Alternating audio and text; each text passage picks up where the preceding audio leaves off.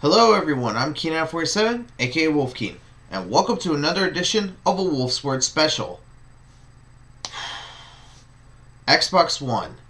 Now I know what you're about to say. Oh, here we go again. Wolfkeen getting ready to rant and rave and beat down the Xbox One because he's a Sony fanboy and yada yada yada. No. Honestly, I'm tired of beating on the Xbox One. As a matter of fact, I'm tired of seeing half this crap from the Xbox One. The reason why I say this is because, quite honestly, I feel like Microsoft has fallen into the same trap that Sony did. Let me explain this. I'll give some perspective on what I'm talking about. As you may or may not know, the PS4 has been shown to have the most sales as of January, doubling the amount of sales over the Xbox One. And a lot of people are saying that, oh, that's because Xbox One sucks and stuff like that. That's not entirely true. The reason why the Xbox One is not doing very well right now, in more ways than one, is because of multiple reasons. And to be honest, it's the same trap that Sony fell into back when the PS3 got released. Let's give some backstory before I start talking about this. When the PS2 got released, it ended up being the number one most selling console of all time, giving Sony a jump start when it comes to the console game. The Xbox just started releasing their console known as Xbox. And of course, Sony jump started with the PS2 and we had the GameCube. The GameCube unfortunately fell into obscurity, while the PS2 sold almost, I think, like 100 million units, and the Xbox couldn't even get to that. So what happened was that pretty much here's what happens. When PlayStation 3 was announced and when Xbox 360 was announced, here's what Sony did that Microsoft is doing right now. Sony, unfortunately, raised the price of their console and sold their console just because of the fact it's Sony. People are going to buy it. And this was their killing shot. Because not only did the Xbox 360 lower the price in many cases, the Xbox 360 appealed to the exact people that it was supposed to. The gamers. The PS3 unfortunately did not support the gamers at first. A lot of people seem to fail to realize that the PS3 actually failed to support the gamers in many aspects. As a matter of fact, what's happened to Xbox One now is exactly what happened to PS3 the year prior. The reason why I'm bringing this up is because it's happening yet again with the Xbox One. PS3 sold their console way more expensive than it needed to, and unfortunately it just paled in comparison to the Xbox 360 in many cases, especially in the games library. Because PS3, while they did have some interesting exclusives to start with, Xbox had more interesting exclusives to be released. Halo 3, Gears of War, and other games like that. PS3, the only game that looked interesting at that time was Uncharted Drake's Fortune, which didn't even have a title at the time. We just knew it was known as an unknown title by Naughty Dog. And at the time, we didn't even know what Naughty Dog was capable of because they made the Crash Bandicoot series. So this was before Uncharted kicked off. And remember, guys, Uncharted didn't kick off until the second game. Thankfully, with the Xbox 360, most of their games have already kicked off. You had Halo 3, which was a continuation of the first and second Halo, which, after the first and second Halo games, the Halo series was known as a juggernaut, and especially in the multiplayer aspect, since Microsoft promoted Xbox Live.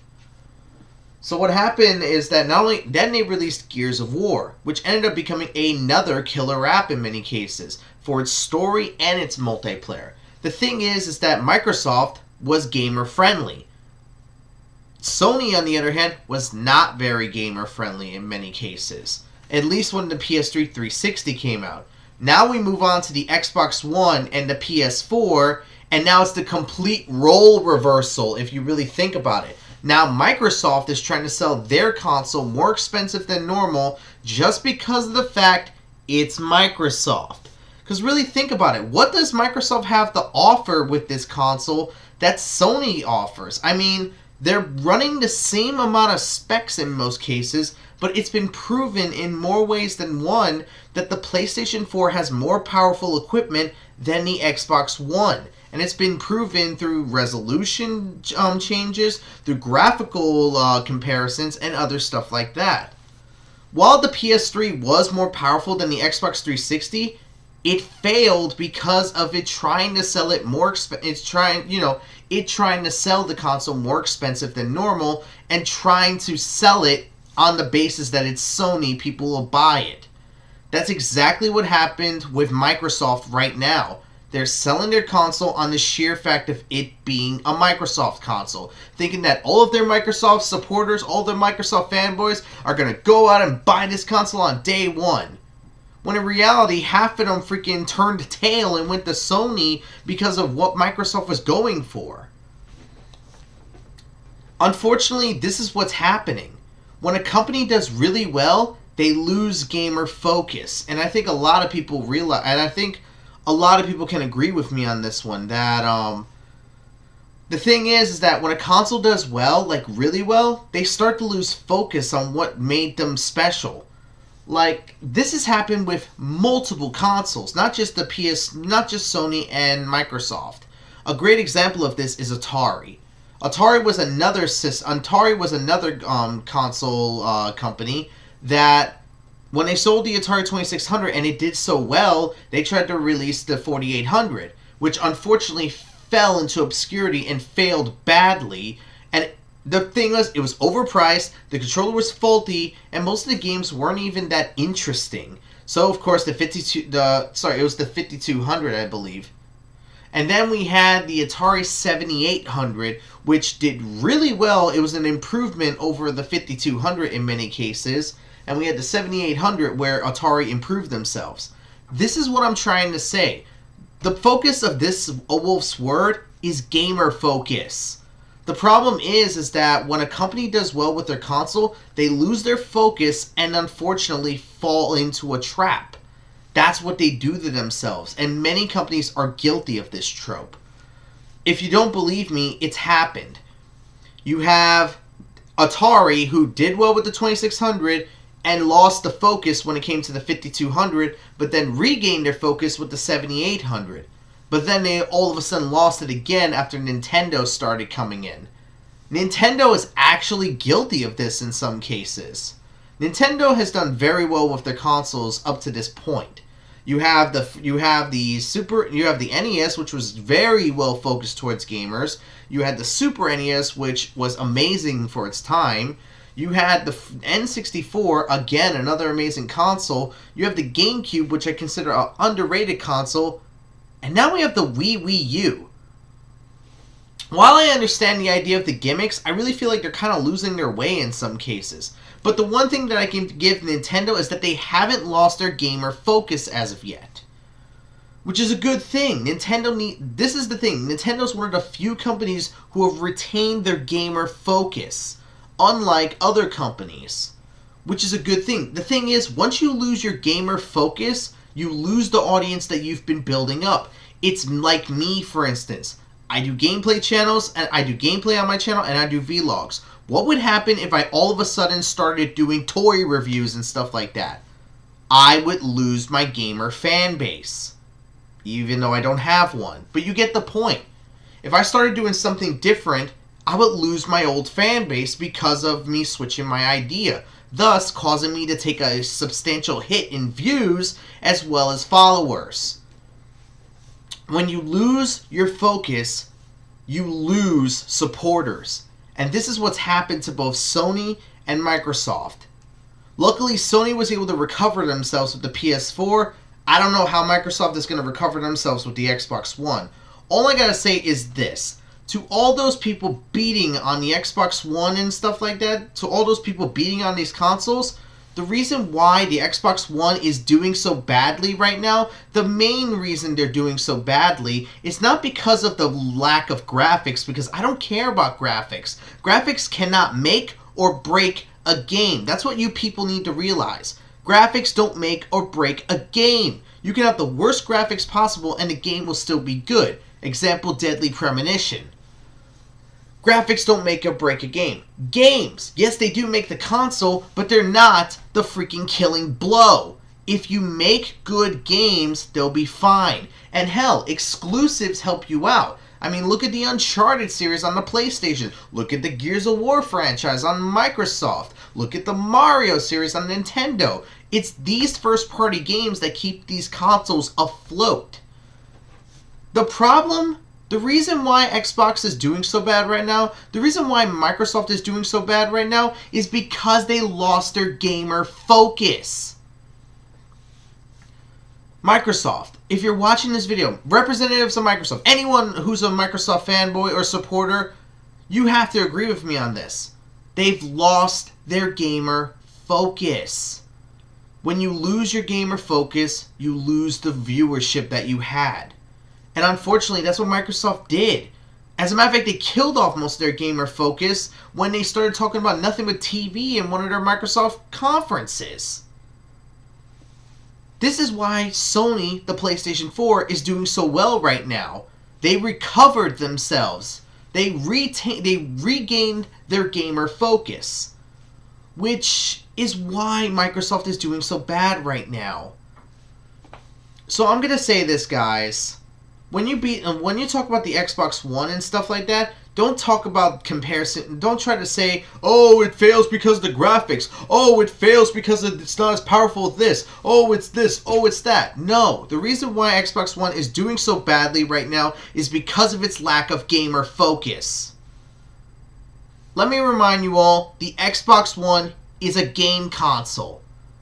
Microsoft trying to make it into an all-in-one entertainment system was where they lost their focus. Honestly, if you want to add these features, go right ahead. You can have Netflix. You can have all these different apps and stuff like that. But stay loyal to the gamers. That's what Sony has been doing lately. They've stood loyal to the gamers. Microsoft, if you want your fan base back, you have to stay loyal to your gamers. Regain your focus. You'll regain your fans, you'll regain your viewership, and you'll regain your sales. That's being honest. I wanted to come on this video just to show that I don't hate Xbox One. I don't. I want to like Xbox One. I really do. I've seen my cousin play this console a lot, and it's intriguing, especially many of the games.